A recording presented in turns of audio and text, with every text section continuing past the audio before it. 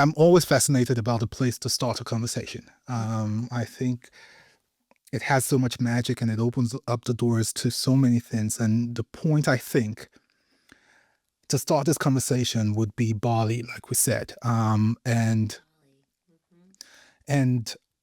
I went back to listen to Black Magic because I understand it was Black Magic you were performing, and that kind of sparked something. And that is what has brought us here, even now that we're talking, and that's what started the journey. So take me back to Bali, your experiences, and I'm going to tell you, or listen to Passion, the album, and all of that. I'm going to tell you my favorite song from that album. But tell me what that experience was like performing Black Magic.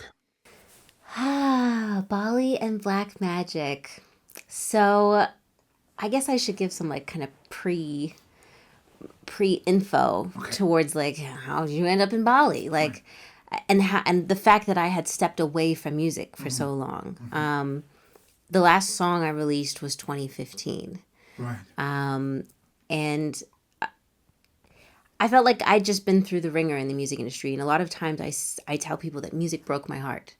And not that music broke my heart, I guess it's the music business Right. broke my heart. I just endured a number of situations of betrayals, of, people definitely coming from the more, negative, exploitative place that you so often hear about in the music industry.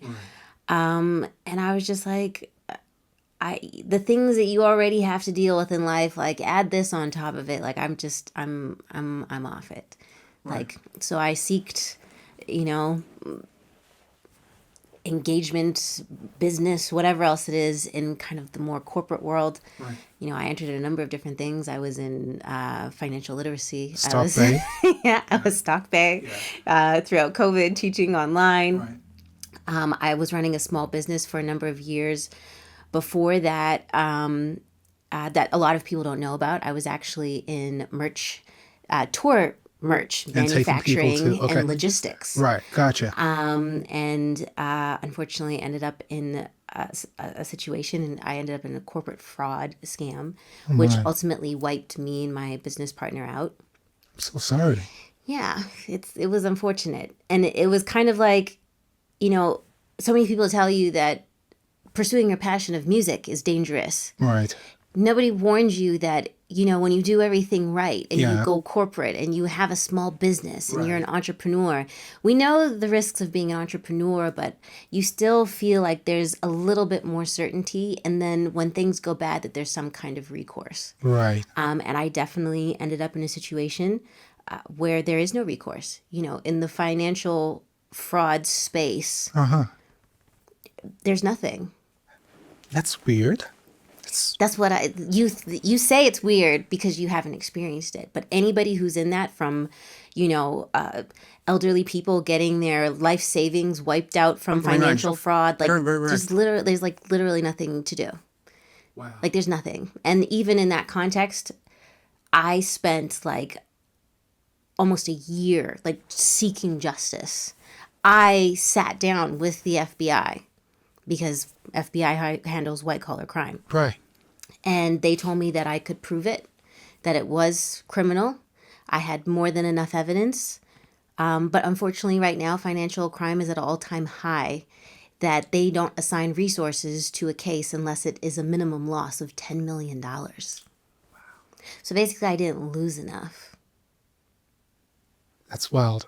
Yeah. And to think that, like, the average person who's losing $10 million probably has another 10 mil in the back. True. If that's your threshold, then if that's the minimum, yeah. Like, what? Yeah. And like the average small business owner can't take a hit of 10K. No. I have family who are entrepreneurs as well, and it's yeah. Yeah. 10K is a huge loss. 10K. I lost 600,000. Oh my. Me and my business partner lost $600,000. So that wasn't enough. So ultimately, like in 2003, this happened, and I lost everything. Yeah. But thankfully, I had family, and my family was here in Edmonton. So at the top of 2024, I moved back to Edmonton. I'm so sorry.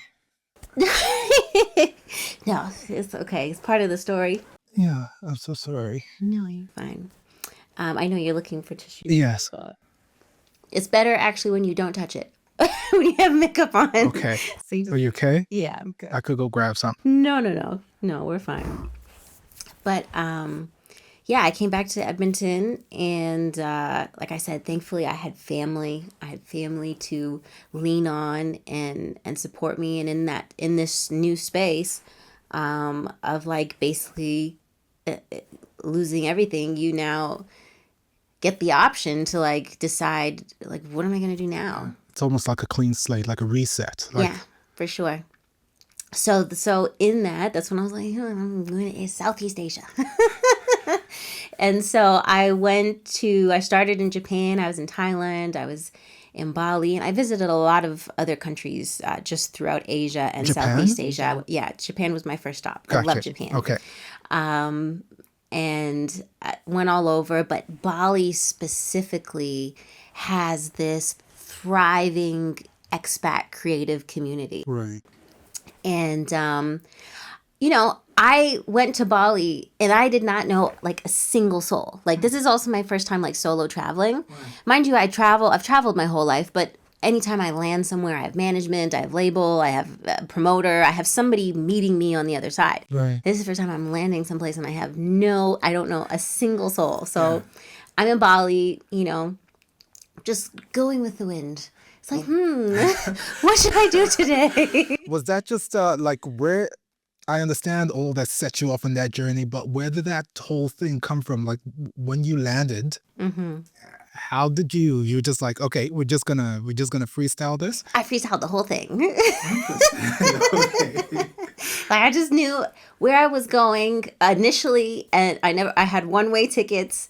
I would book my hotel for like the first week, and then I would allow myself that week to kind of get the lay of the land. Gotcha. And then decide. And I would try and stay in each place at least a month, because in Asia, you typically have to book an Airbnb for a minimum of 1 month. Okay. So booked that first week, found an Airbnb, stayed for a month, would move somewhere else. And it was always on random, like, met this person. They're like, oh, you should really check out this place. Okay. And then, or randomly one of my friends was like in Thailand and they were like, come to Copenhagen. And I went to Copenhagen. You know what I mean? Like it was just a lot of random stuff. Same thing, even how I ended up with Bali. Like I connected with another kind of travel influencer on social media. Right. And he said that he was leaving Bali and he was renting out his place. So I was like, oh, like, I'll take it. So I took over his lease, and that's how I ended up in Bali. And then I remember the first open mic that I went to. It was super random. I met these two guys on the beach doing some kind of like public art. You can join in and participate type thing. And I heard them over talking about an open mic. And I was like, oh, like, what are the details? Like, and I go and like, I'm just watching people and people are like, hey, like, do you want to try? Like, do you want to do like, because they had spoken word. And they had no idea who you were. But don't just gloss over this, right? Not many tourists arrive at a place and go perform in an open mic. You know that, right? Yeah, for sure. Okay, but this is Kreesha Turner. Okay. I just wanted to... I just... A regular degular. So they're like, you want to do spoken word? Do you want to tell a poem? Or I'm like, I could sing a song. And I like go like looking at my phone to see what instrumentals I can find. Right. And I found Black Magic. And yeah, I hooked it up to their little sound system and like got on the mic and I performed. And I just remember everybody was looking at me like... Had no clue what was coming. Like, I had this, and it was specifically this one woman, her name was Carol. Carol was this, she's this French woman, spoken word artist, absolutely brilliant. And she just came up to me and she was like, what are you doing tomorrow? And I was like, nothing. She's like, you're doing something now. And like the next thing I knew, she just started taking me to all these different like open mics and these different things. She's like, oh, you need to perform here. And she connected me with the promoter of this particular like event space and event whatever. Like I quickly found out she was like one of the OG Balis. Like there's like a collective of them that got stuck there during COVID. Right. and they're kind of like almost like the infrastructure of Bali, Okay. because they were stuck there. And then when everything started to get active, they're the ones who put on the biggest parties. They're the ones who are invested in some of the restaurants, et cetera, et cetera. So meeting her specifically, she just started to like drag me all over the place and Right. introduce me. And the next thing I know, I'm being booked to perform here. I'm being Huh. booked to perform here. Like, and just everywhere I started performing, like, the response I started to get from people, like, Right. they were so genuinely like, oh my God, like, Yeah. thank you for sharing your gift with us. And it was just in those kind of moments that I was like, I forgot I do this. Yeah, that was gonna be like something I wanna, just pick on. Yeah. Um, at any point when you were traveling, did did did your love for music surface, or it was just that point in Bali? Did you ever try? Did you miss it? Being away from it?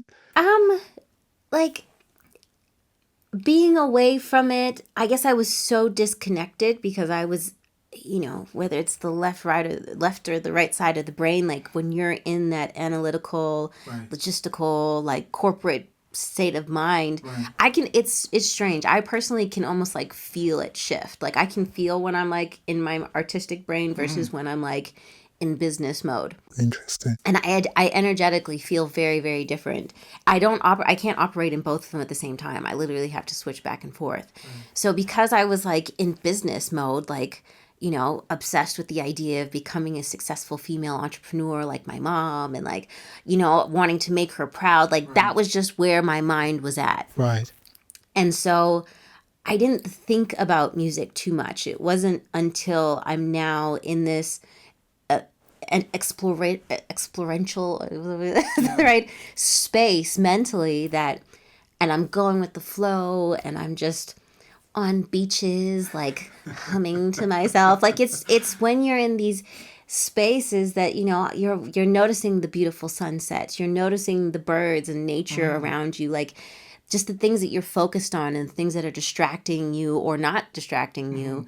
I felt like my appetite or my awareness of beauty and art and music definitely reopened being back in Asia.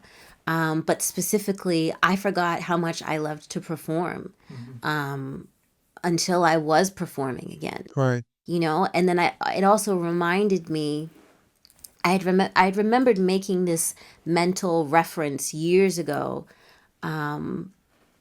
Trained as a jazz vocalist, I have a lifelong love affair with jazz, but I noticed many years ago that it was only when I was singing jazz that my mind would go still. Like when I was always performing my pop stuff, I'm always in my brain. Thinking about my pitch, I'm thinking about my choreography, I'm thinking about what other people think, I'm just thinking, which is not what you're supposed to be doing. No, you're meant to be in a state of flow, really. Yes, you're in the zone. If you've seen, I forget what the Pixar show is, Soul. I think it's called Soul. Yeah, Yeah. in the zone. You're supposed to be in the zone, and it's only in jazz that have ever experienced being in the zone. And so I remembered this observation, and so as I started moving around Bali, I would specifically go to jazz stuff. Like I told Keiko that my thing was jazz. You know what I mean? And we were finding, and there was some amazing jazz musicians in Bali, locals, and some of the different gatherings, foreigners. And I just kind of fell back into the jazz space, remembering all of the jazz standards that I love. And once again, like that's the thing that I love so much about jazz itself, the genre, is it has so much room to breathe. It's one of those community art forms where you're listening. Like you don't have time to be in your head because you're listening to, if the trumpet guy comes out and start doing a thing, and you're like you have to be so present that you can't almost be analytical in jazz, even though jazz is so technical. Right. So, but once you are a veteran in jazz, you enter flow state. kind of random, but No, that makes sense. Were you playing with a quartet? Like how was the band comprised of when you were playing with folks? it just depended because so Dependent. many Okay. of these were jam Right. sessions Okay. that other musicians, like I remember one of the key jazz ones that I would go to, there was like four of the main guys: drum, bass, piano, Right. and then I think everything else was kind of interchanging, whether it Okay. was the vocalist Right. or some of the horn section. Right. Yeah, so it really varied. And then sometimes you would go to jam sessions and there was like a ton, like tons of musicians sitting in circles, like each taking their turns, having a house band coming in and out. Like I said, it was a thriving community. Gotcha. Gotcha. So we're gonna jump back just a little bit. Yes. So it struck me as you were talking about Bali and how you kind of fell in love with music. Part of what I've read about you is that you didn't start singing until you were around 15, 16, and that happened in Jamaica. Is there would you say there's a through line between how you experienced music again in Bali with how you experienced it for the first time in Jamaica, the environment and just being free and all of that type of stuff? Um, I think there's a through line. One of my kind of key memories of singing when I was living in Jamaica, and I guess for the viewers, I am a Canadian Jamaican. My mother is Jamaican and born and raised in Edmonton, but I guess actually raised between Edmonton and Jamaica. I went to part of my schooling in Jamaica. Yes. So in Jamaica, um, you know, before that, I went to Vic. I went to Victoria School of the Performing Arts for dance and for visual arts. So I used to paint and draw, and dance was my primary thing. And so as a dancer, like I always knew the power of music because, here when you listen to the music, that's what calls you to respond in movement. And ultimately, as a dancer, you are the reaction to the music. And it was not until I was in Jamaica and I started singing in the church. I went to a Pentecostal church, Bayside Portmore. And I remember being a part of the youth choir and us performing to the congregation and just like the response of the people. Like, mind you, Jamaican Pentecostal churches, like they're the ones that start speaking in tongues and like running down the aisle and like tambourines. Sure. It's just one of those kind of like, otherworldly experiences. Yeah. But in that moment, I remember watching these people and realizing that I was the action that created this reaction.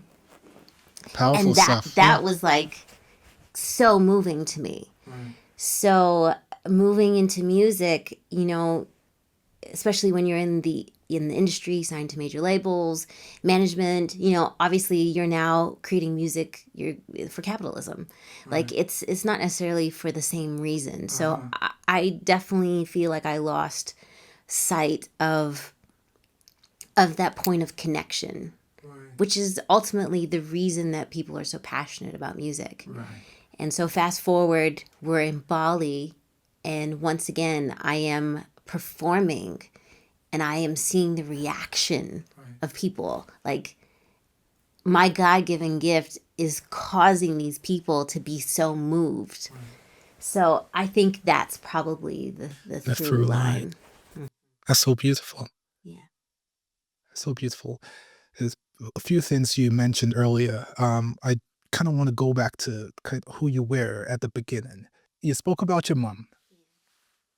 Heartfelt, lovely message you put up on Instagram, and I read it, and you got me thinking about my own mom and stuff like that. So I want you to, I just want you to tell us what it felt growing up in your home with your mom and your dad, and what she meant to you. I've read extensively that she arrived here with nothing, and she was able to, you know, become an entrepreneur and start an engraving business. And what impact did that have for you growing up, seeing this woman that you so love and adore go through that phase and build something from scratch? Um, I think witnessing my mom do that has set precedent and instilled so many things in me, from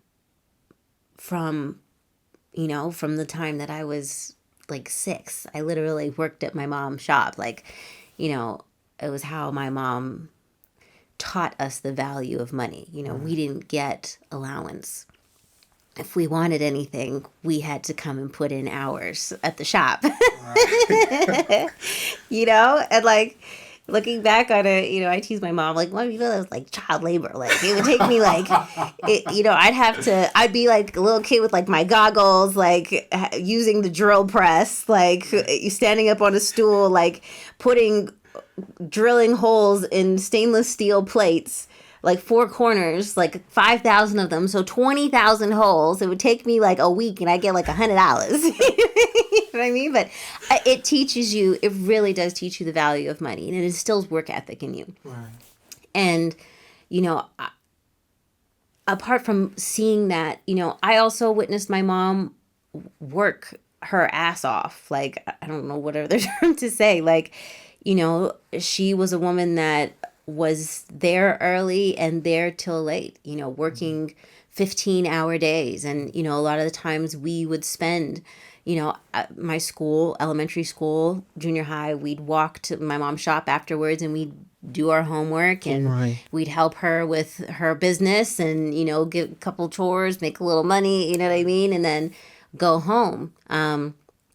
So, I understand at that point in time, because my mother, between my mom and dad, my mom was definitely far more the disciplinary. And my dad, the Canadian, was, more easygoing and and laid back. My mom is the, West Indian woman who like is firm. And it's in my latter years of life as an adult that, I've grown a much closer bond with my mom. And, she's definitely gotten much softer because she was definitely very strict. Hence how I even ended up in Jamaica. Hardcore. For people who might have heard me talk about this in the past, but like I literally say my mom deported me, like I got in trouble. And like immigrant parents always threaten, like if you misbehave, I'm deporting you back to wherever. When I listen to that bits of your, I'm like, that's because I'm from Nigeria originally, right? But yeah, to your point, immigrant parents, they don't play. They don't play, but I'm still the only one I know who actually got deported. She followed through, for sure. So there was obviously that dynamic, but like I said, as an adult, processing the things that you experienced as a kid, which at the time might have felt unfair, or my mom won't let me go to sleepovers, no sleepovers, like none of, like I wasn't allowed to go anywhere. Yeah. You know what I mean? hear you. I hear Like you understand now as an adult, and then that's why the dynamic is able to shift and grow, because you're now an adult as well, and you can talk about things differently. But yeah, my mom has given me so much in not only my work ethic, but even in the concept of when I told her I wanted to do music, which Yeah, how was that conversation? Yeah, how did that hold conversation on. go? This is the thing. A lot of immigrant parents are like, you need to become a doctor, a lawyer, or like, I don't know, like you got a very small pool of options. My mom was the exact opposite. Did you expect that? I don't know. I don't know what I expected. I honestly can't remember what I expected her to say, but I remember having the conversation, and she told me that because I'm gonna get emotional, because she felt like she accomplished the impossible. Who is she to tell me that I can't either? Yeah. So I am so grateful for her for saying that, decades ago. So, yeah. the post, like I said, the post you made is making a lot more sense now, seeing it through this lens that you have spoken about. I often say that I think a child or a son or a daughter should know their parents in three different stages. As a kid, um, as a teenager or early adulthood. And when you eventually get to that place, just like you're saying, right? Because it comes full circle. Oh, for sure. I didn't get that opportunity with both my parents, right? So oftentimes I wonder how, because I see things a lot differently now. I grew up in Nigeria, so people often say that black parents are black parents anywhere in the world. So when you describe the experiences with your mom, I'm like, it's the same thing I went through. They're like the same kind of conversations that Jamaican. I see a lot of videos now where they make like a comedy skit about like a Jamaican mom walking into a room and just going like when they see you just doing nothing. No, ain't nothing. What are you doing? What happened to you? Oh, no, no, if you don't have something to do, just get up. like, listen, same thing. I always tell the story of like my mom, like growing up, all my friends were like scared of my mom, and I would go to my mom and I was like, hey, mom, like, all my friends think you hate them. Like, why are you so mean? And my mom looked at me and she's like, they're not my friends. Perfect response. Like, you're right. Yeah. You're absolutely right. So I think maybe to just bookend that point, I'm glad that you're in this space now where you're able to look back and kind of fill up those gaps in the holes, and just come full circle. So I'm really happy, and just a very lovely note that you put out for your mom on Mother's Day. Thank you. Awesome. Tell me about this thing I read about when you were a kid and you were listening to jazz music and you were listening to people like Ella and just like the standards. How did you get in contact with jazz music that early? Well, my dad is he's not musical at all. Bless his heart. Neither of my parents are. You know what I mean? But my dad is an avid music, just listener, lover. I grew up listening to CKUA, who he has been like, a long time supporter of. Right. And if for anybody who knows CKUA, like they play absolutely everything. Yes. So I grew up hearing every genre under the sun, and my father specifically loved the blues. He loved jazz. And so I was introduced to some of those things going through my dad's CD collection and vinyls, cassettes, whatever it was. And as a kid, I remember being 5 years old and obsessed with this Oscar Peterson cassette that I found. And as a dancer, at that point in time, I was like already dancing because my parents had put me in dance at like 3, 4. I would take tap dance, jazz, and Afro-Caribbean. I was part of an Afro-Caribbean dance ensemble. Right. And so I remember jazz to me just sounded like the perfect tap dancing music. So I would just like tap dance everywhere to jazz music.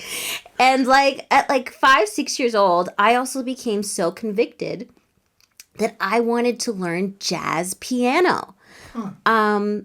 Unfortunately, which makes absolutely no sense to me, I could not find a teacher to take me on. And my pursuit of finding a jazz piano teacher lasted until I was like 11. I would find different teachers. They would tell me that I was too young. They told me that I had to go through classical first before I even tried to attempt jazz. Right. So I tried to learn like Suzuki. Like I took piano for a number of years. But ultimately, like, I hated classical music, and I was like, "Why do I have to learn classical? I just want to learn jazz." Go straight to jazz.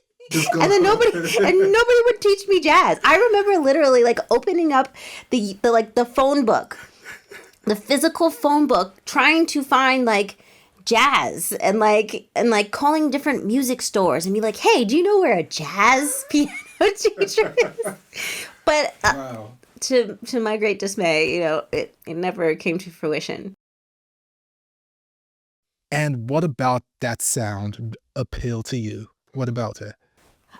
As a kid, I just loved it. Like, I didn't have the understanding that I have now of what the average person thinks of jazz. A lot of people think jazz is, oh, it's too complicated, like, or I don't understand it.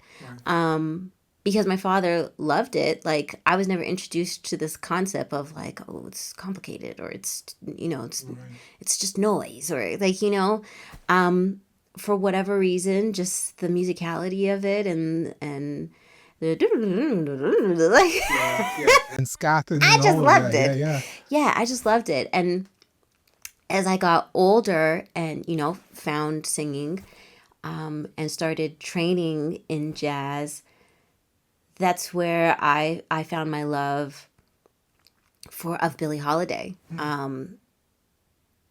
I have a very specific memory with Billie Holiday is because I remember being at the studio with John Levine, who was the executive producer on my first album. And he was like, have you ever heard of this thing called YouTube? And I was like, YouTube? Like, what's YouTube? Like, and he's like, it's this website where you can just find videos, like anything. And I remember going to like the front, because we were in the back and there was like a computer at the front desk in the studio. So we went to the front desk, got on the computer, and we were like on YouTube. And he's like, what do you want to see? And I was like, put in Billie Holiday. And we put in Billie, and then a video, like these videos came up, and the first one we clicked, it was the first time I had ever seen Billie Holiday animated. Like, because I'd only ever seen pictures of her, and only had ever heard her music. And this was the first time I ever saw her in motion. But yeah, with Billie, the thing that I really grew to appreciate about her is like, she's not the most technically advanced singer. She's not a Celine Dion. She's not a Mariah Carey. Right. Her connection to her audience is the emotion in her storytelling. Right. And I always connected with that because, in my own self-awareness, I understood that I can't sing like Celine Dion. Like, I wish I could sing like Whitney Houston. You know what I mean? I'm not as like highly skilled of a vocalist as them, but it doesn't take away from my love, and it doesn't take away from the skill that I do have. Right. But it was an understanding that it's not about technically being the best of the best, and that music is about a translation of a story and about emotion. And so that was something that I fell in love with when I started to study jazz vocalists and learn jazz standards and stuff in that space. Fantastic. It was beautiful. How did we go from there to actually now being trained professionally as a jazz vocalist? So after Jamaica, after high school, I came back here. I did my grade 12 at Harry Ainley. And I had the conversation with my mom. Like I said, she said, I feel like I accomplished the impossible. Who am I to tell you that you can't? But she did tell me that if this is what I'm serious about, Right. whatever it is that I decide to do, I need to perfect my craft. Gotcha. So she's like, the same way a doctor is going to spend how many years in school, and any other profession, like, I need to approach music that way. Seems like she's very methodical. Yeah, she's a wise woman. Okay. Yeah. It's like great advice. Yeah. And so that's what I did. So that's how I became so active on the local music scene. I started training in vocals. I found my teacher, Taylene Lyon, at Alberta College. Okay. Shout out to her. I haven't talked to her in years, but she was my vocal teacher that I found. I started training in jazz. I started taking piano again. I tried to take guitar. It didn't quite work out for me. I became part of two like different jazz ensembles. One was called Form, and the other was called, I'm drawing a complete blank right now. I think that these jazz, they still exist. Right. I forget the name of the other one. And I was part of a gospel choir. I started recording and writing my own material. I started, doing all of these shows, Fridays, Saturday nights, getting involved with the underground community, entering every contest that I possibly could be a part of. I just, like my mom said, she's like, if you want me to believe that you're taking this seriously, like, you need to make this a full-time job. And so that's how I, got into the space of like going back and getting technically trained, because, I could have very well just like started writing my own music and recording it, but it was through the encouragement of my mom, through the perfect your craft and whatever it is that you decide to do, that I went back and got jazz trained. Gotcha. Gotcha. And it's served you well because, so if we went back to passion, we're going to talk about how passion came about. But I listened to, of course, Black Magic and Passion, and then Loving You came on, and I think it was the closest because I was trying to find, okay, yeah, I had read about all of the love you had when you were much younger, but I was trying to find how far back did this start to show in her work. So I was listening, and the closest I came on that Passion record was, of course, Black Magic, and you see notes, jazz notes in there, and the way I think you delivered Minnie Riperton's "Loving You" Yeah. was just fantastic, and you could hear what you were trying to do in that song. So, oftentimes when people have this conversation, and I love how you've continued to hammer on the fact to say, "Hey, jazz has always been there. This is not something I'm just trying to get into now." And if you know me, and people can actually go back and see those notes, you might call them. So, having said that, tell me about Passion. I understand that the making of Passion, yes, your biggest record is a pop song and all of that, but in terms of creative control, how did that process work, and how did you get Black Magic and Loving Get You on there.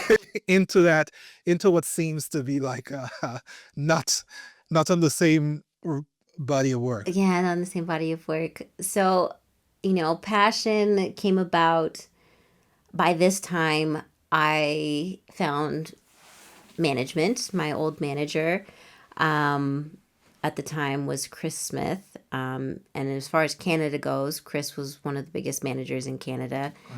He had Nelly Furtado, the Philosopher Kings, Tamia, Fifi Dobson, like just a slew of talent. And to this day, he has Alicia Cara. Like, he's just a powerhouse in that space. I got him as management in 2005. And then he got me signed to Virgin Records in the US in 2006. And from there, the making of Passion was for a number of years. To be signed in 2006, the first single didn't drop until 2008. Don't Call Me Baby didn't release until, 2009. Is that a hard process? Because a lot of artists go through that kind of it's almost like shelving, you say, but it's like product development or what you want to Yeah, call it it. was artist development. Yeah. Was that a hard process for you? I think I was lucky because I got signed. Like, I was kind of in one of the last windows where artist development was still a thing for Right. labels. Yeah. I remember Chris telling me, like, I was probably one of the last artists he signed that got like a multi-million-dollar deal. You know what I mean? Like, that was before the label stopped spending money. Yeah. So this whole time, I am having funding that is literally training me. You know what I mean? I'm not sitting still at all. Not only am I making music, but I'm training, and I'm, working with choreography for movement. I'm media training. You're doing all of the things that ultimately they used to do back in the day, Interesting. which Yeah. was artist development. Absolutely. So I was doing that. So it didn't necessarily feel like that much of a waiting game, Because things were happening. because things were happening. They moved me to Toronto, so I was in Toronto from '06. Wow. And experiencing just a whole new world in that sense. Working with different producers, so many of the Toronto artists and some of the big artists that have come out of Canada, I've had the opportunity to work with back then when they were still just producers or songwriters or other up and coming artists like myself. So I learned a lot in that window of my life. And Passion, we set on John Levine, who I mentioned was my executive producer of that project. He was one of the Philosopher Kings. He's the piano player in the Philosopher Kings.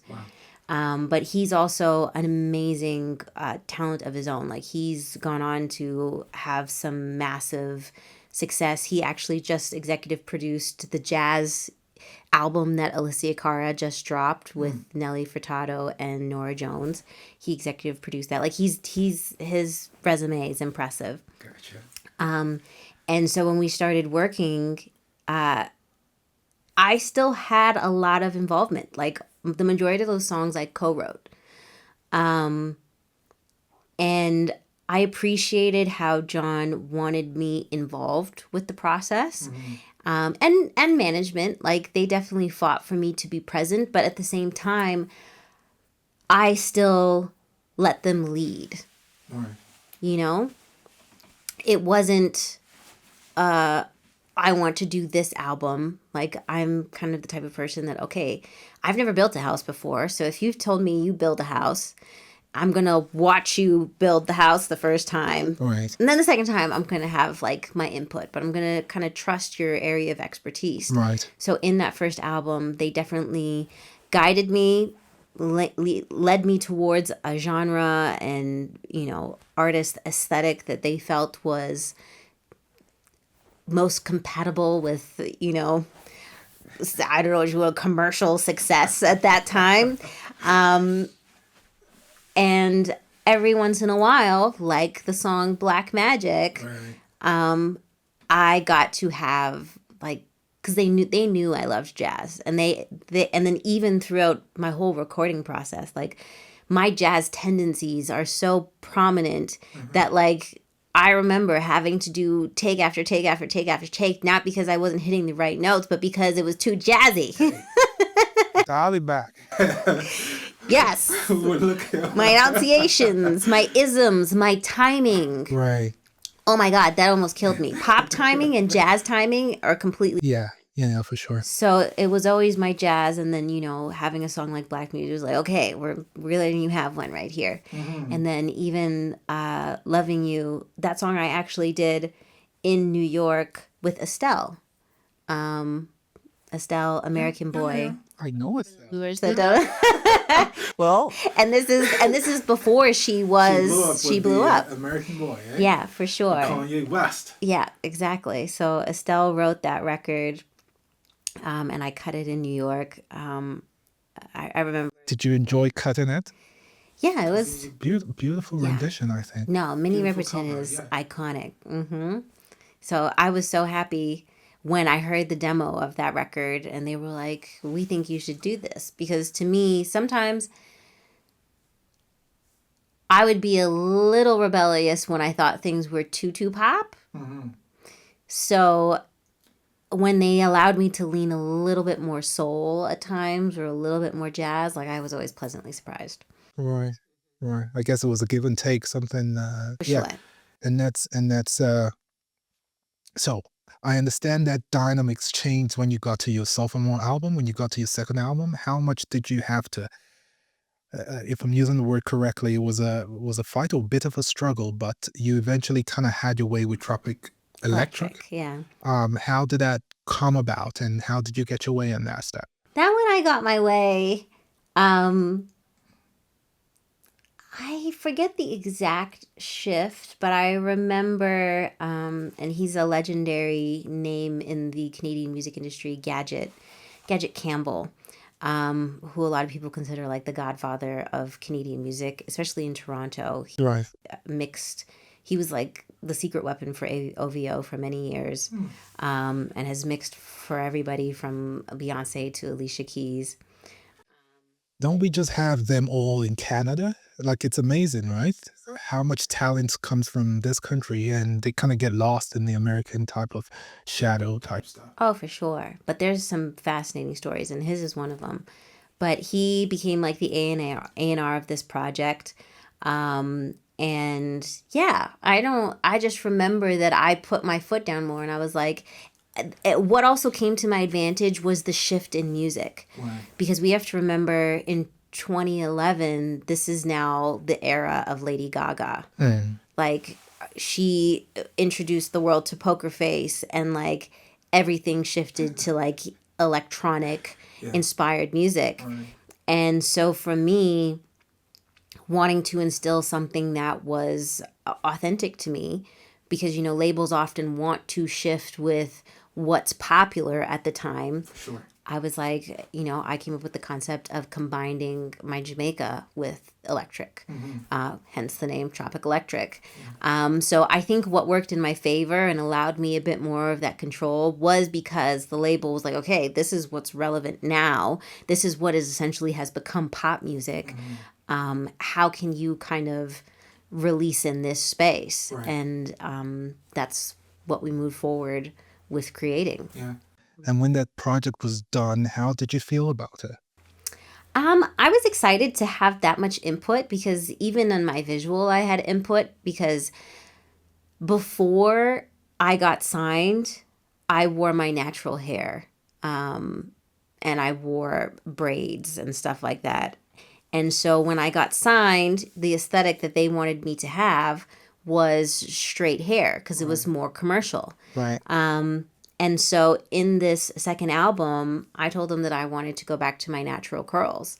And when they agreed, I was ecstatic. So I just felt like I had so much more control. I felt like there was more of my authentic self coming through, even though, my compromise was still the EDM element of it. Right. And honestly, I also had an amazing time making the album, because I made most of it in Jamaica. So I was in Kingston every 2 weeks through the whole time that we were making that album. At the time, I was living in Phoenix, Arizona, with my ex-husband, and I would literally be like, Phoenix 2 weeks, Kingston 2 weeks, 2 weeks, 2 weeks. And I worked with The Wizard is the producer's name. So cool name. Yeah, her name is Nazi. She's actually Barris Hammond's daughter. Huh. So, rolling around Jamaica with like, like a legends, like, For sure. and she's a dear friend. We just had a ball making the music. Right. And, being in Jamaica, during Carnival, we will go to Bacchanal. We will go to, just different parties. Like, we were outside. Literally. And then coming back and making music. So it was just something that I loved, making that album, that creative process. And then just that satisfaction that you have as an artist that, there's still a little compromise, but that they still met me in the middle. Yeah. And I got a lot more say. Yeah. Plus, we're seeing this shift now. So what I find really fascinating is that I often say at the point where an artist is signed, they could be in one of two states. You're so young and naive, you don't quite understand how the industry works, and you kind of take whatever it is that you're given because you don't understand it, or you have waited so long that when the opportunity comes, you're like, yeah, let's go. Let's just do it. But your story is so interesting that we're seeing this arc, right? And where we now land in is so fascinating, that you've gone from this place where there's little to no control, but now you're reclaiming a whole lot of that process, and you're going back to the basics, and you're going back to, not very many people have that arc to their story. True. Some people, they either get drained and give up, Yes. or yeah, you're right, there's a lot of people who don't have that arc. And I don't know why. Actually, I do know why. Okay. I think it is because of, for me, I understand so much of it has to do with timing and where the industry is. Right. Part of the encouragement and optimism that I've felt in this reproach is because once upon a time, labels were the gatekeepers, hands down, Right. no questions asked. And so the moment you weren't doing what labels told you to do, you never had the opportunity to do what you wanted to do because they would shut you out. This is the first time where the labels have no idea what works. Nobody knows. Nobody knows what works. So they've lost the keys to the gate. Right. And it's kind of the first time where you see obscure random basement producers and basement artists all of a sudden getting millions of streams on Spotify. For sure. So now more than ever, I feel like indie artists have the opportunity to make noise when once upon a time, you were one, instead of just being one in a million, you were literally 1 in 8 billion. Yeah, for sure. You know? Yeah, you make such a good point. So that's a great segue to talk about before we get to the record that's coming out itself. But talk about your experience coming back to music right now, the change from the last time you put out a record, from all the stuff that's happening right now, and all the stuff that you have to do to get a record heard, or get a record out. What do you say is the difference and change in the industry that you've experienced? Well, I'm still learning, for one. And then I think that's kind of the bizarre thing about where the industry is right now, is that almost everybody's learning too. So, I have an amazing team. Strut Entertainment does my project management and PR. Shout out to Strut. Yeah, shout out to Strut. And like, they have taught me so much, but in that same way, I just hired a marketing team, ZYK, shout out to them.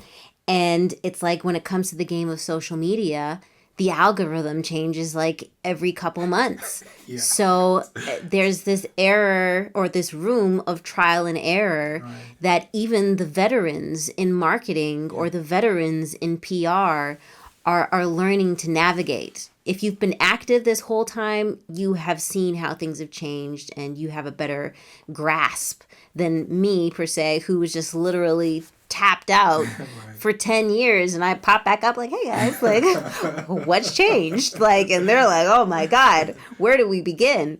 Yeah. So, just like I said, once upon a time, labels, if they wanted to break you, they knew, okay, our spend is $1 million on advertising, and we'll be at minimum number 30 on the Hot 100 by this time in 6 weeks. I don't know. Like, it was literally that mathematical back in the day, when labels, because they had the spend, they knew how to get it on the radio, they had a monopoly on the radio, blah, blah, blah, blah. Right. Now, radio's not the primary listening portal. Now it's scattered amongst so many different platforms and avenues. Not only that, the ad spends and the algorithms and all of these other things that are part of the equation now, that just like decide to randomly change on you every other week.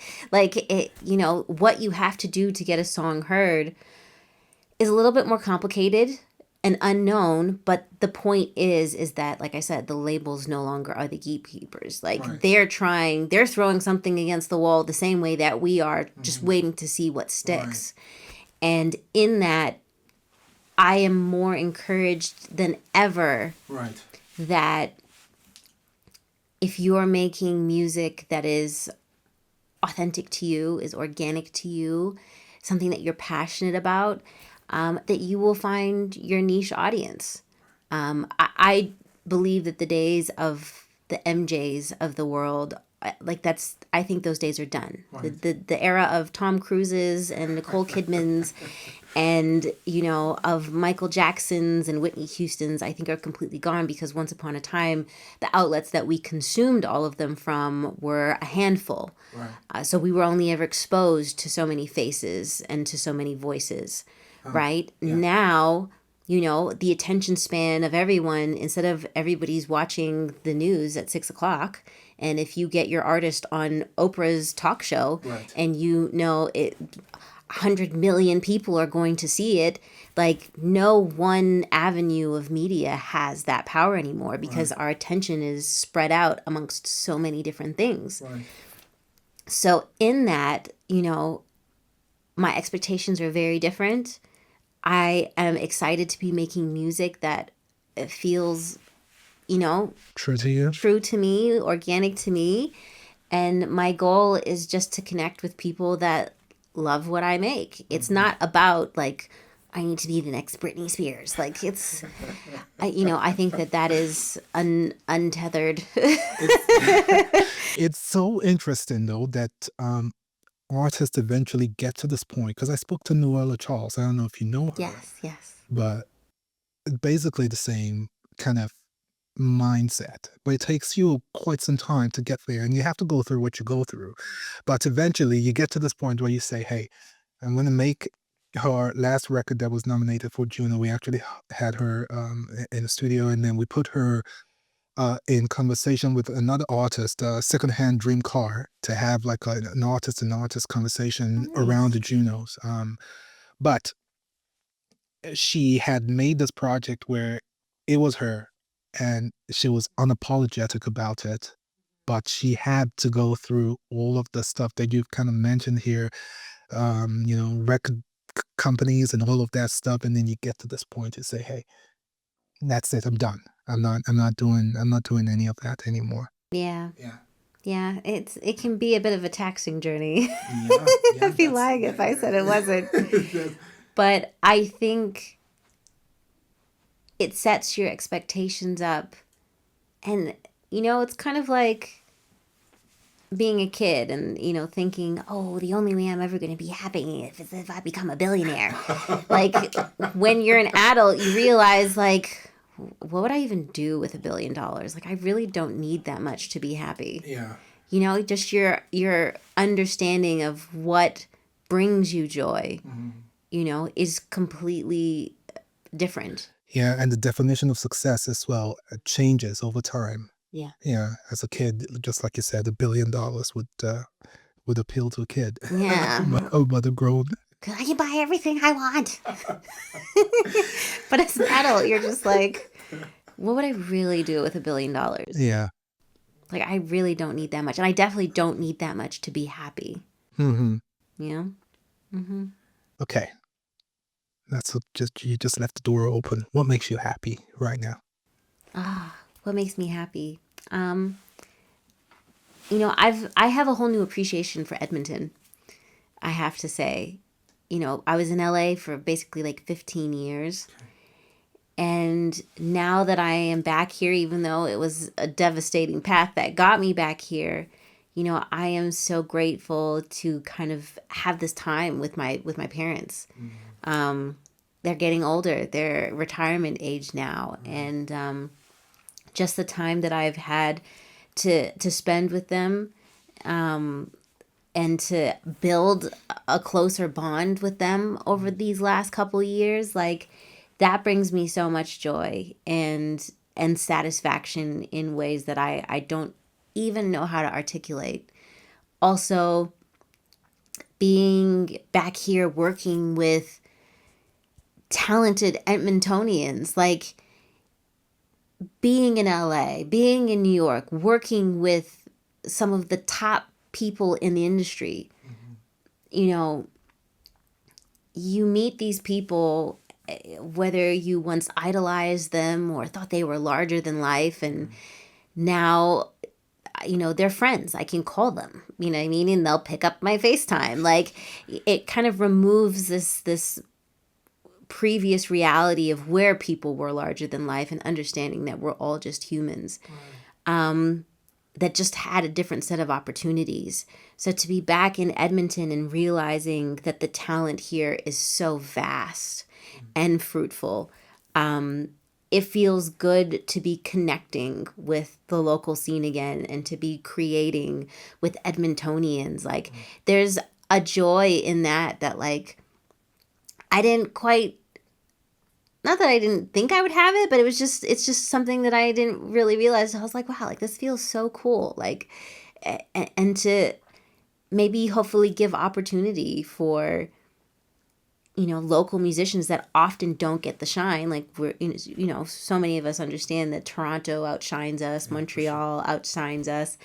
Edmonton is definitely not on people's top of their mind of like, we're talented musicians coming from Edmonton. Like that's not, but to think that like it's could potentially give light to audiences outside of Edmonton, outside of Canada, that'd be like, wow, there's some really talented people over there. Like, I don't know, that gives me joy. And then even since I've been back, an old friend of mine, Arlo Maverick, shout out to Arlo, who has been like a mentor to me. I used to perform with Politic Live is the name of his group. Okay. Back in like 2003, 2004, like he was like a big brother to me back then. Okay. And he, through this 20 plus years, has become like a monarch to the Edmonton music scene. And so since I've been back, he gets me involved with a bunch of different like community things. We did a mentorship program with Alberta Music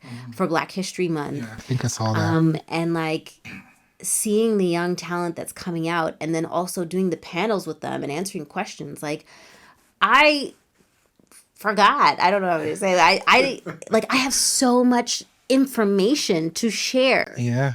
I have so much knowledge and experience that being able to share it gave me so much joy and satisfaction. So, the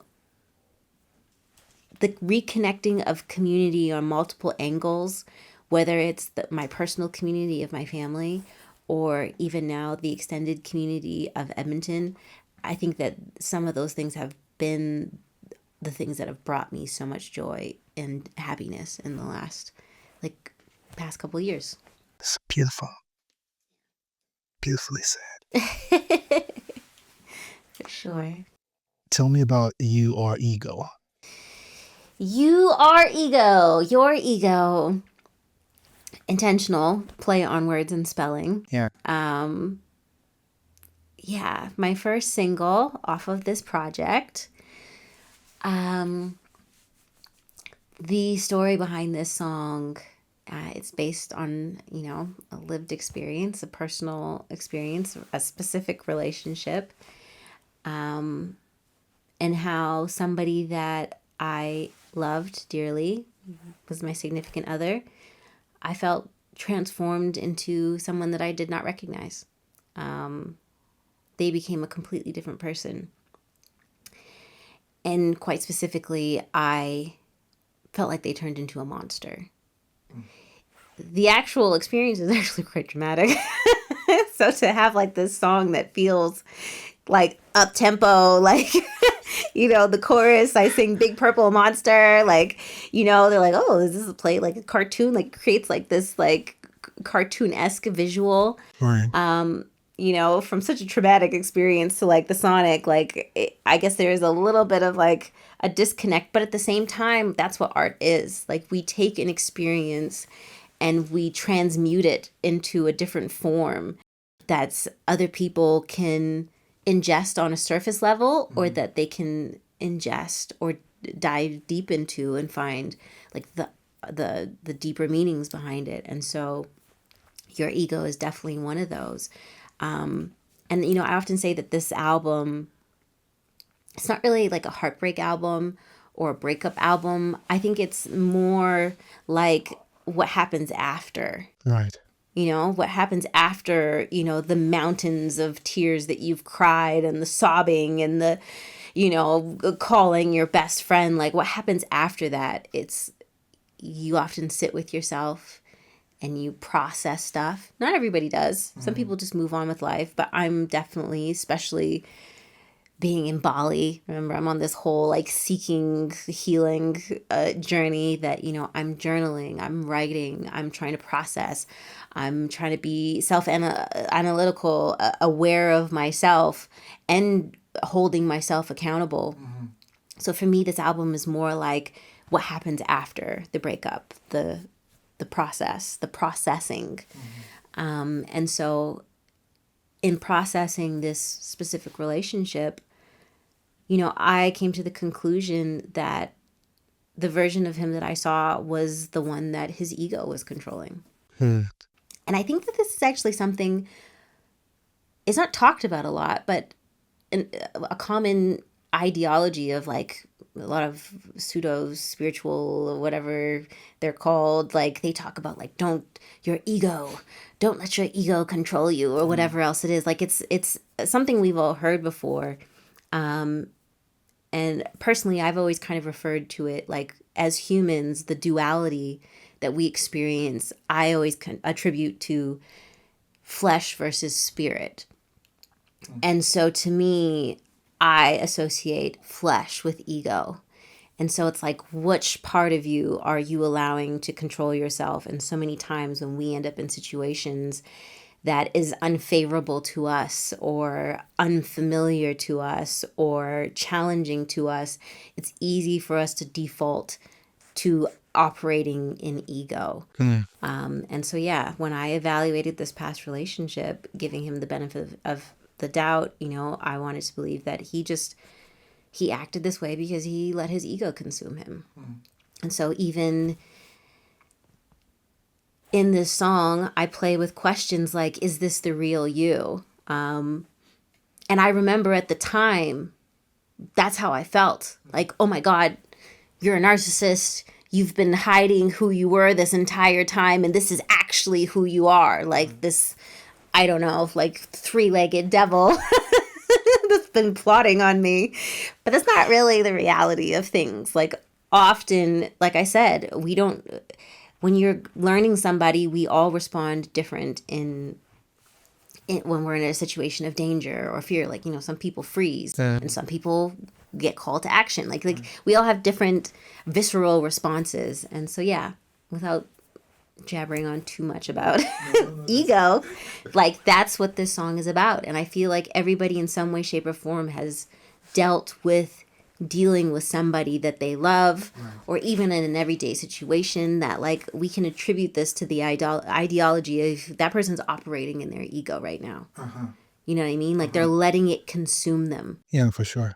And maybe later on they're going to come back and be like, oh my God, I'm so sorry. Like, And at any point, do you think that this person that you have spoken about understood what the difference was? That let's say altered version of themselves. Do you think they could, by virtue of the conversation you must have had, do you think they knew the difference between what you had experienced before and what was happening in the present?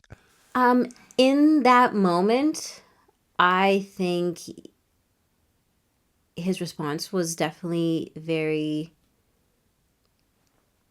to use the word again, visceral. Like when you're in some of those moments, I don't think people are as self-aware as they might need to be. Right. But because I felt like he was somebody that I knew so deeply, I held hope for him as, I believed him to be a very self-aware individual, that he would come to the realization that he had been operating out of his ego in that time frame, in the destruction of our relationship ultimately.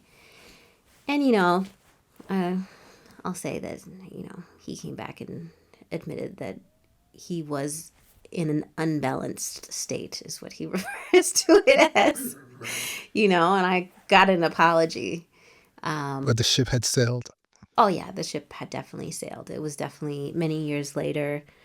In a conversation, some of those conversations, you never know if you're actually going to have them. But just because I believed I knew who he was, I had belief that he would come to that conclusion. But oftentimes, obviously, in that moment, like even if you do catch yourself, your ego won't let you admit that you're the one that's in the wrong right now. And how did that feel, though, having that conversation however many years later? Did it feel, maybe validating is not a word, but I know oftentimes in these type of situation, you're certain in one moment and then you're crazy making the other to say, am I making stuff up and stuff like that. But eventually when you had that conversation, did it feel like I wasn't crazy? I knew what I was saying, and he's eventually come to that conclusion as well. Yeah, I definitely appreciated the conversation. Um, I guess I had a period where I felt crazy, and that was the intention of the other person, was to make me feel like I'm the one misjudging the situation. I'm the one, that is, taking things out of context, or I'm the one that's, yeah, just I can't even think of the words.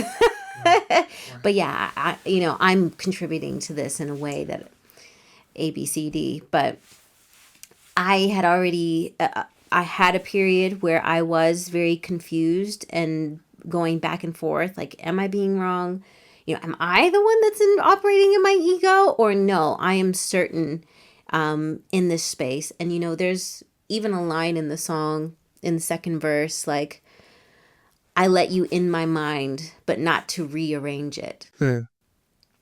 That to me is very specific of this relationship, because this was somebody that had a bit of like kind of a mentor type role in my life. Gotcha. And definitely attempted to instill thoughts into my mind that instinctually I disagreed with. And it was only in my personal growth that I learned to stand deep into my internal like beliefs. Like, I don't agree with that. You know what I mean? Like, I don't know the verbs. Like, I might not know how to argue things to the same cerebral level that you was, because he was definitely someone that was brilliant with words. Right. All I know is that inside my heart and my mind, this doesn't feel right. And it was in my growth. And ultimately, that's even where the transformation of him becoming a monster is, because instead of me going, just following his lead, as per se, some might say between a male and female dynamic in a relationship, right. My partner, the male, is the leader. I'm supposed to follow his lead, which I did, but it got to a point where, like I said, there was things that made me question, like, this doesn't feel right to me. You're trying to rearrange my belief systems, my values, et cetera, et cetera. And it became a bit of like a spiritual warfare with this individual. And it was in me, he would tell me I was rebellious in nature, but it was in my rebelliousness that's when I met the monster, the version of him. But really, it's like, you're not used to somebody challenging your authority. You're not used to somebody that just doesn't, go along with whatever it is that you say. And I'm now starting to speak up. So, you're operating in your ego because you're just not, like I said, used to someone challenging your authority. Like, this is just unacceptable to you. So it was me in my self discovery and myself, like, I forget what the word is. There's a very specific word, but ultimately, like, being grounded in who I am and starting to speak up, that it's like, this is what created this conflict.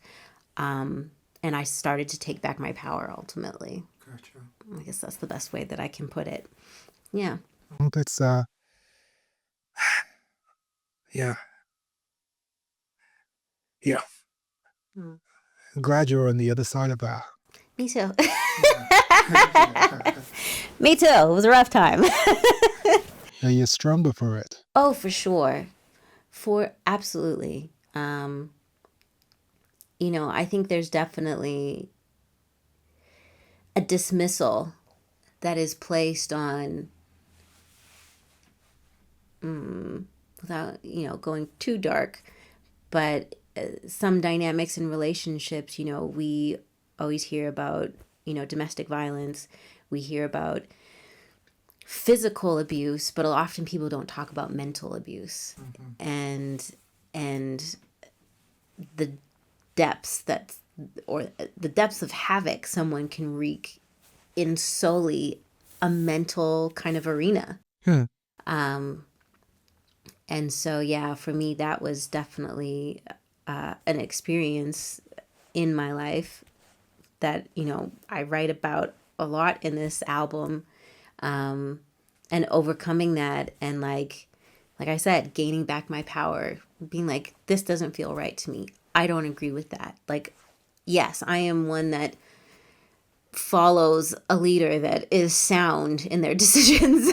But when you start imposing things that don't morally align with what I know is right and wrong deep down, and then now I start to question that, that angers you. Now I start to rebel against that, that angers you.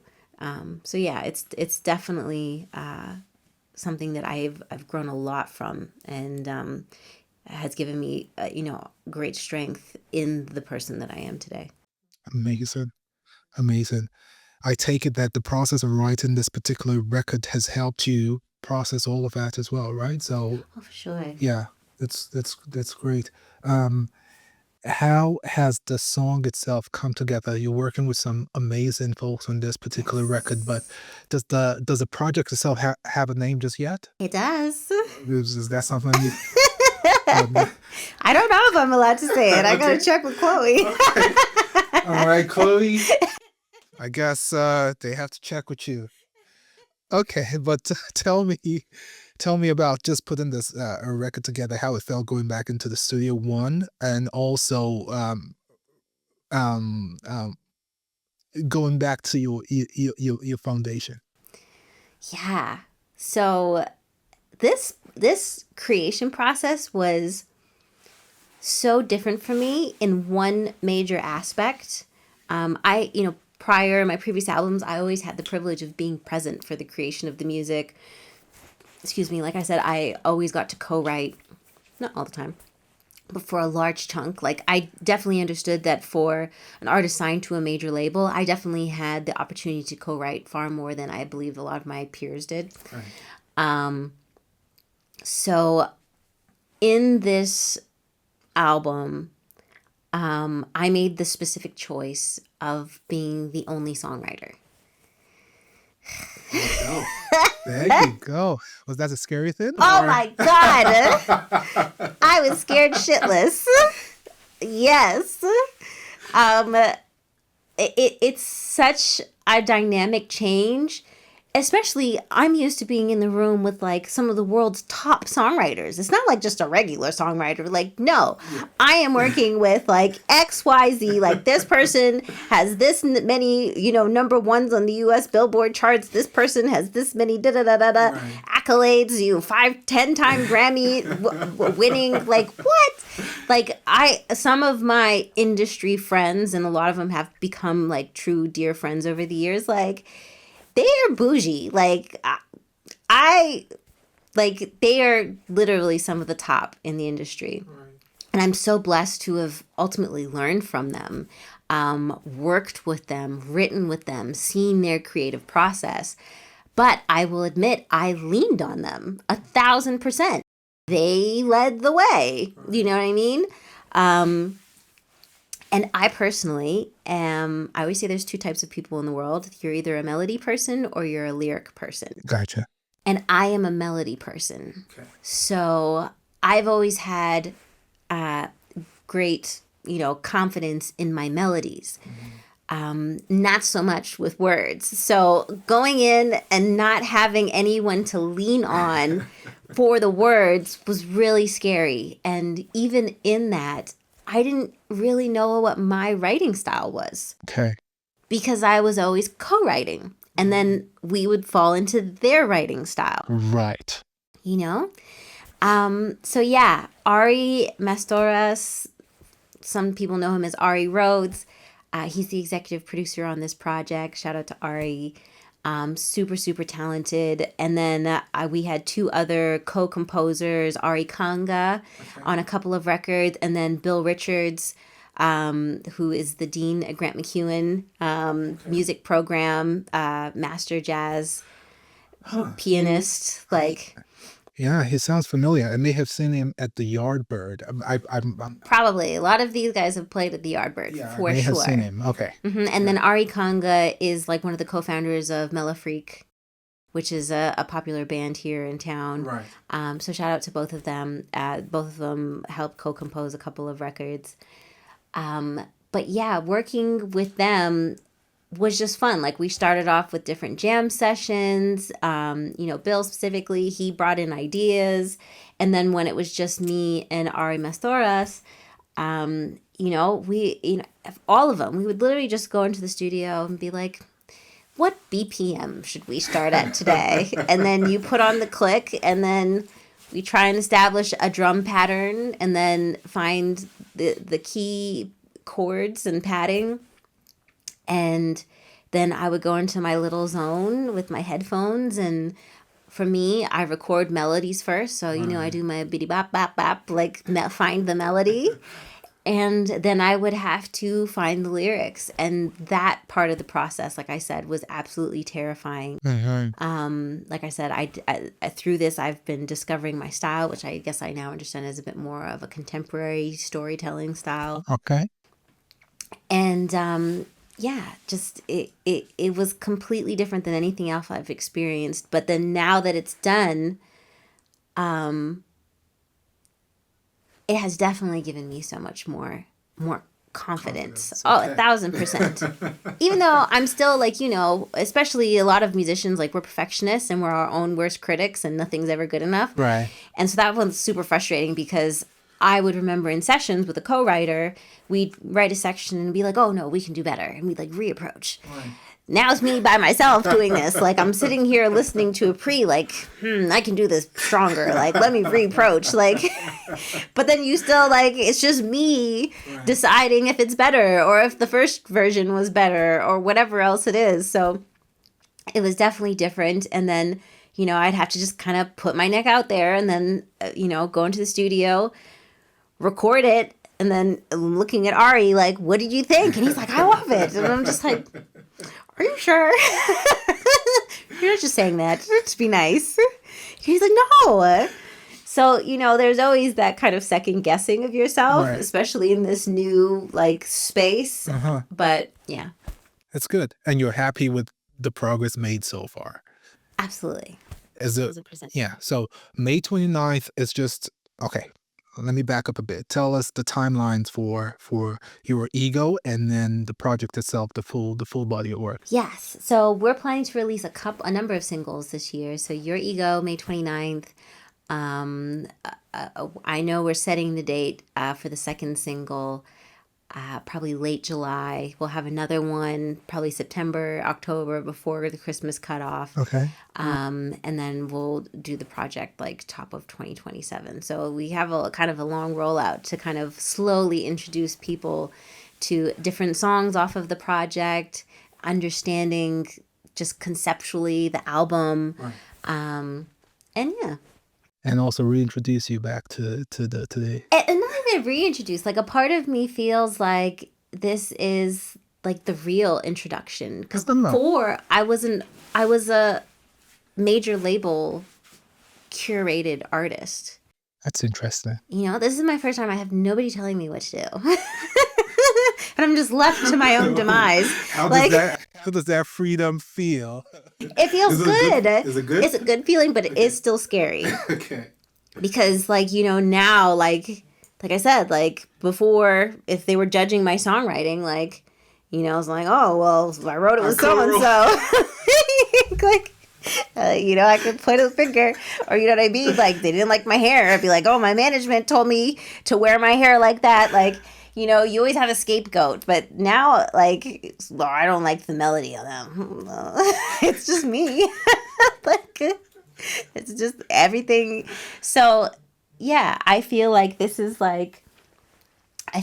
probably like a first introduction. Everything, and it's scary, but I think from the clips I have seen on your Instagram page, I think you're on the right path, and I think that it's going to be a fantastic record. I'm actually looking forward to this. I don't know. I know you're playing Calgary soon. I'm not sure I can see you there, but I know that you're going to have something for us locals here in Edmonton. Oh yes, like because when does this come out? We're going to coincide it with the 29th. Okay, Or a perfect. few So then days this before or will already something. be because we're announcing it on the 25th. But I'm performing at K Days. So July 25th, Okay. the CKUA stage. Okay. I believe like 8:30. So prime time. Okay. Make sure if you're in Edmonton, you pull up on me at K Days. Okay. I'm excited to. It's like my first like official performance back in Edmonton. Awesome. And I can come and wave and say hi and Yes, scream your name from the crowd. Okay. absolutely. Okay. No, I think it's just fantastic. I've been enthralled by your story, especially just your upbringing and all the stuff that you talk about. If I was left to my own devices, I wouldn't let you go. I keep talking about those formative years because I think they show up much Oh, for later in our sure. lives, and they show up really strong. And yeah, those things, they never really leave you. No. Yeah. So I'm happy for your mom and your parents and all the stuff that they've done and the strength that you now are able to express, and show forth through your music, even the courage to say, hey, I'm going to go back to my roots. Yeah. I think that comes from a place of real strength. Yeah. And then even, both my parents have been asking me to do a jazz album for 20 years. Right. So, I feel like if ever to try one more time and give it a go, like I know that for so many people who know my story and know my love of jazz, that this is like about time. About time, young Yeah, lady. of course, and I'm glad. Yeah. I'm glad you're back. I'm glad we have your voice in the industry now, and I'm glad you're in this space. I'm a huge fan of jazz. One of my favorite conversations is actually with a jazz artist as well, Katie George. But yeah, I'm just really excited for you. So Thank you. okay, so thank you so much. Thank you for And today. congratulations with all the show. Before you go, there's something I want to do. I mentioned it the last time. I thought it'd be great to pop a bottle of wine in your honor, Oh, and celebrate. I know you're driving, so but if you just take a little bit of sip, there's something to just welcome you. So I'm going to grab that here. amazing. Okay. Like it. Okay. I'm going to have you hold this. Okay. Hold both. Uh, okay, sure. I'm going to put this and I'm going to open it. How you feeling? I feel good. Got a little emotions out, cried a little. I'm glad we got to do this again. Had some great conversation. That's good. And good that you. I'm glad that you did. Yeah. No, great questions. Thank you for inquiring so deeply. Most interviews, you don't really have the time to talk about a lot of these things. Yeah. Okay. Ooh. Okay. I'm gonna pour you one there. You tell me when to stop. Okay. Good. Merci. Got it. Okay. All right. So, Toast, this is wishing you the best. So much success, onwards and upwards. And I wish you all good things, Kreesha. Thank you. Okay. Cheers. Cheers.